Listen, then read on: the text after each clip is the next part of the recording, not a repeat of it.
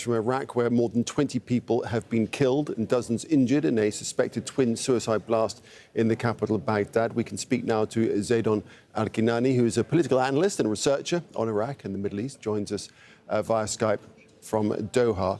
Zeidon, so what's your perception of this? It's a pretty rare occurrence in Baghdad these days, this kind of attack.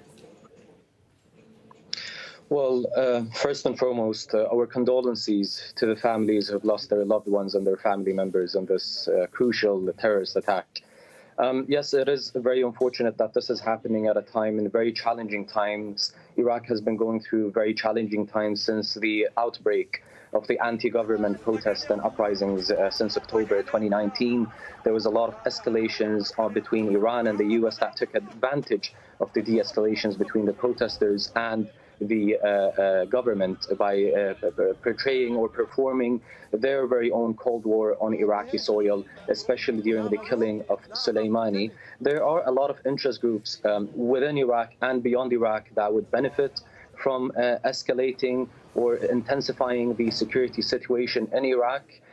It could be very easy to point fingers at ISIS or any other terrorist groups. We're waiting for them to condemn, for them to claim that they have done this attack. But at the same time, we have to keep in mind, as political analysts and as people who watch Iraqi politics regularly, that there are a lot of interest groups that are politically or governmentally or non-governmentally affiliated that could benefit from such attacks. We've witnessed a continuous and a very prominent rhetoric from a lot of politicians and a lot of militia leaders that were protecting the government or that were defending and supporting the regime against the peaceful protests for governmental reforms in Iraq, that have continuously warned Iraqis in one way or another, indirectly intimidated the protest movement, that anti-governmental protests will only lead to escalations that would remind us to the ISIS days. So, Zeidon, what's your perception of the timing of this?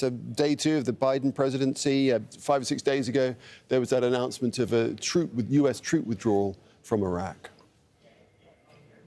Well, we've noticed, especially whenever there is a U.S. military withdrawal or a talk about any U.S. military withdrawal, there is a specific or major event that would happen. A good example would be the killing of Soleimani or the confrontations that were happening with the pro-Iran militia groups within the PMF forces and the U.S. on the Syrian-Iraqi borders, or the ones that happened in Kirkuk around the time of the killing of Soleimani. We are seeing that such an attack might be related to an indirect pressure to a Biden administration. We don't know what the type of pressure is. Are they trying to convince a new U.S. administration to increase the pressure on Iran, or to realize that Iranian influence is very prominent in Iraq?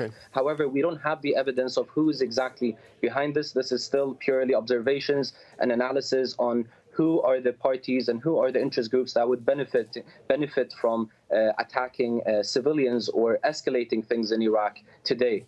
Yeah, it is all speculation, isn't it? But do ISIL have the capability? Because they have been rather weakened, haven't they, over the years, and they've been pushed back into the mountains. But there is talk of these sleeper cells around. Of course, yes, ISIL has been over. The Iraqi government and the volunteering forces within the PMF and the volunteering soldiers all over Iraq have been able to defeat and liberate Iraq from ISIS. But ISIS is not a movement that just happened in 2014. It derives out of other terrorist groups that derived from Al-Qaeda in the early stages of the U.S. invasion in Iraq. These are terrorist extremist groups that have been ideologically preparing themselves since the 1980s, where they have been ideologically provided a platform during the Salafist upheaval during the 90s, sanctions against Iraq. We saw the outbreak of extremist groups, whether they be Sunni or Shia, in the early stages of the U.S. invasion. As previously mentioned, sleeping cells will always be there. For you to defeat extremism, it would not be enough to defeat it by only fighting it or defeating the militia group or the army itself. You have to defeat it ideologically. And by ideologically, we don't only mean convincing them with a secular alternative, but also convincing a lot of the youth that were recruited by those extremist groups that there is a better alternative in Iraq. There is a better alternative in Syria. There is a better alternative in Libya. OK, we'll have to leave it there. I do appreciate your analysis of this, Zeidon Alkinani. Thanks very much indeed. Thank you.